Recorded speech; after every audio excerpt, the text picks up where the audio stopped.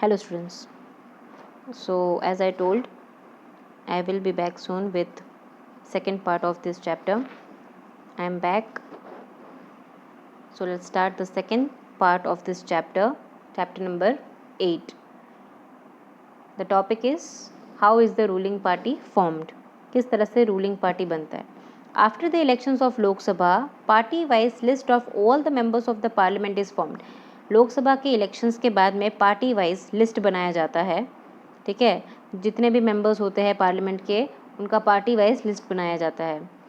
अलग अलग पार्टीज़ होते हैं ना, बीजेपी, कांग्रेस, सो ऑन, बहुत सारे डिफरेंट पार्टीज़ होते हैं, उनका पार्टी वाइज लिस्ट बनाया जाता है.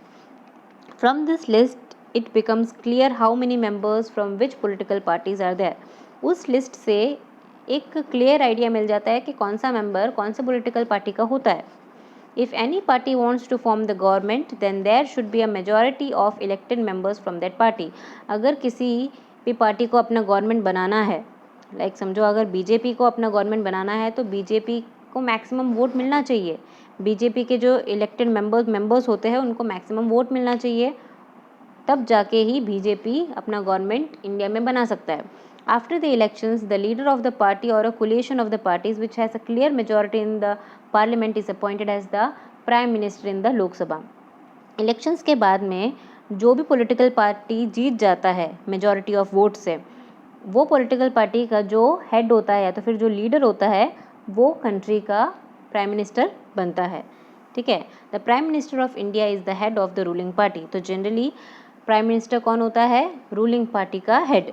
अभी जो पार्टी चल रहा है उसका हेड, लाइक अभी बीजेपी चल रहा है, भारतीय जनता पार्टी, तो भारतीय जनता पार्टी के जो लीडर है वो है श्री नरेंद्र मोदी जी, तो वो हमारे इंडिया के प्राइम मिनिस्टर भी है.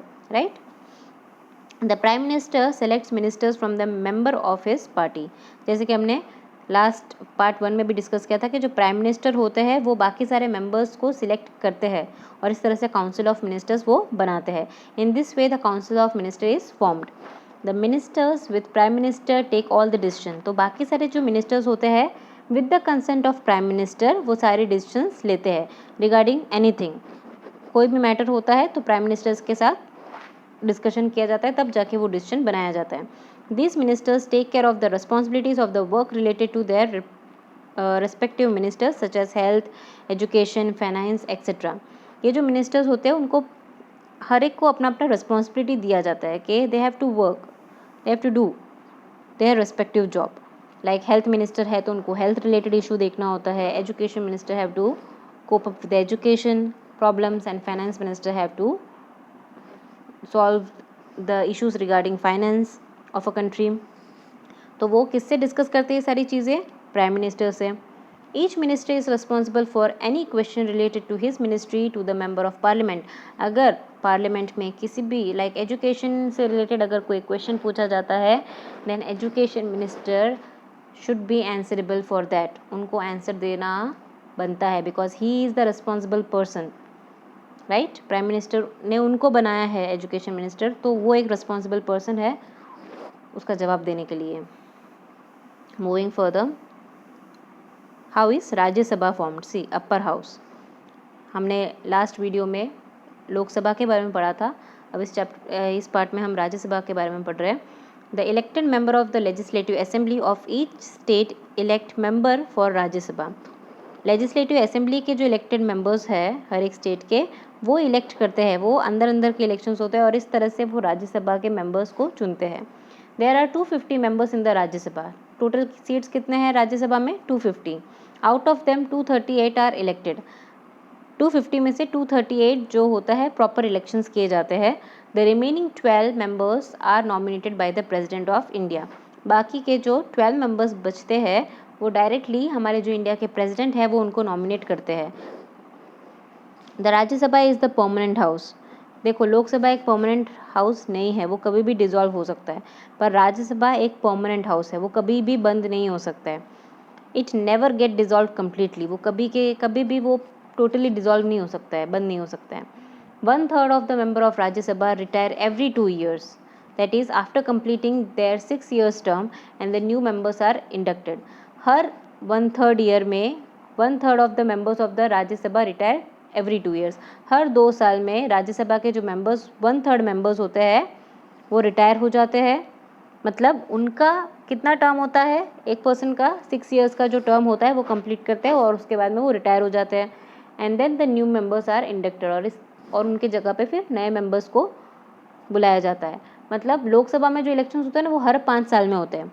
हर 5 साल के बाद में टोटली पूरा का पूरा चेंज हो जाता है, पर यहाँ पर पूरा का पूरा एक साथ चेंज नहीं होता है। यहाँ पे 1/3 करके मेंबर्स रिटायर होते हैं और उनके जगह पे नए आते हैं, इसलिए इसको बोला गया permanent house. The Rajya Sabha represent the state of our country. The Rajya Sabha also can propose a bill. देखो, एक बिल जो होता है वो पास होता है लोकसभा से, फिर वो जाता है राज्यसभा में, तो उनका कंसेंट मिलना बहुत ज़रूरी है। It is very important to have the consent of the Rajya Sabha before passing any bill. कोई भी बिल पास होता है, लोकसभा से पास होता है, तो वो वापस दोबारा पढ़ा जाता है राज्यसभा में, उनका कंसेंट मिलता है, तभी उसको आगे पास प्राइम मिनिस्टर को किया जा सकता है। This house of parliament reviews the bill passed by the Lok Sabha.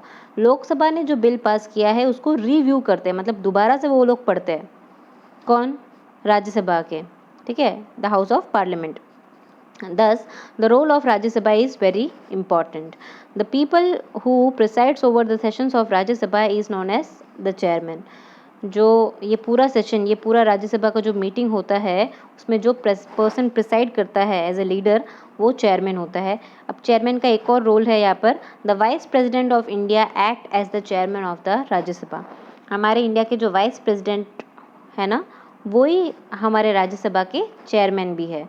तो इस तरह से वो उनका 2 रोल होता है, right. See now you can see here the sessions of a parliament, question hour session in the parliament. Question hour session होता है, राइट, जिसमें क्वेश्चंस राइज किए जाते हैं, पूछे जाते हैं। When the parliament is in session at the beginning of the day, the time of the question our is decided upon.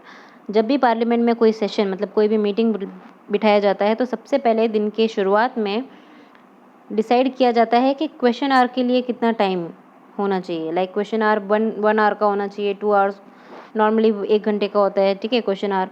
During the question hour the members of the parliament ask question to gather information on the working of the government. Question hour के time में जो parliament के जो members होते हैं, they are only liable to ask question to the government. वो सिर्फ questions पूछते हैं, वहाँ पे और कुछ डिसाइड नहीं होता है, सिर्फ क्वेश्चंस पूछे जाते हैं क्वेश्चन आवर में। This is how the parliament controls the executive. Through the medium of questioning members draw the attention of the government towards its loopholes. देखो, क्वेश्चनिंग, ये जो क्वेश्चन आवर होता है ना, उसके दौरान जो मेंबर्स होते हैं पार्लियामेंट के, वो एक तरफ से गवर्नमेंट का ध्यान खींचते हैं उसके लूफल्स के ऊपर। मतलब अगर ऐसा होगा, कोई भी डिसीजन लिए जाते तो उसके पॉजिटिव नेगेटिव पॉइंट दोनों होते हैं। In this way the government comes to know about the views and opinions of the people through their representative. तो एक तरफ से वो हमारे ही ओपिनियंस को या हमारे ही व्यू पॉइंट्स को वहाँ पर रिप्रेजेंट करते हैं। कौन? हमारे रिप्रेजेंटेटिव्स, या तो फिर हमने जिनको इलेक्ट किया है ना, वो लोग हमारे लिए बोलते हैं वहाँ पे। It is an important responsibility of the member to question the government. बहुत ही इंपॉर्टेंट रिस्पॉन्सिबिलिटी है एक मेंबर का। अगर वो उनको मेंबर बनाया गया है, then he is responsible to ask the question to the government. The opposition party plays a major role in the effective administration of a democracy. सिर्फ रूलिंग पार्टी का रोल नहीं होता है, ऑपोजिशन पार्टी का भी एक बहुत ही इंपॉर्टेंट रोल होता है, ठीक है। हमेशा ऑपोजिशन पार्टी मतलब जो अपोज करता है, जितना ज़्यादा हम उसको ऐसा ऐसा ऐसा बोलते रहेंगे तो क्या होगा, एक क्लियर आइडिया मिलेगा कि हम कोई भी बिल पास करेंगे, वो लोग कोई भी डिसीजन लेंगे तो उसमें उसका पॉजिटिव उसका नेगेटिव दोनों ही बताया जाएगा, जो कि बहुत ही इंपॉर्टेंट है। It highlights the loopholes in the policies and the programmes of the government. The person who presides over the session in the Lok Sabha is known as speaker. जैसे कि राज्यसभा के सेशन में जो पर्सन प्रिसाइड करता है उसको चेयरमैन बोलते हैं, उसी तरह से लोकसभा के जो सेशंस पे पर्सन प्रिसाइड करता है, जो बैठा होता है, उसको स्पीकर बोला जाता है। President is the most important integral part of the parliament. President बहुत ही इंपॉर्टेंट पार्ट होता है पार्लियामेंट का। अ bill that is passed by both the houses can become a law only after his signature.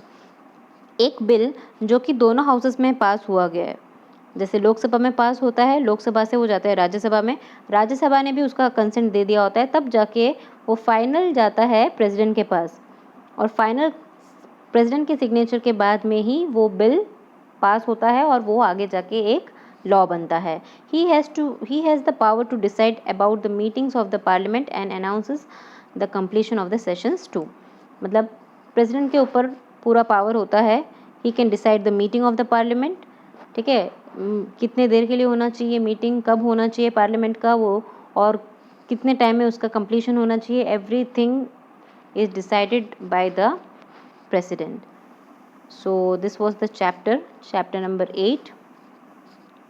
I hope you understood. So chapter number 8, role of parliament in a democratic country. Thank you, students.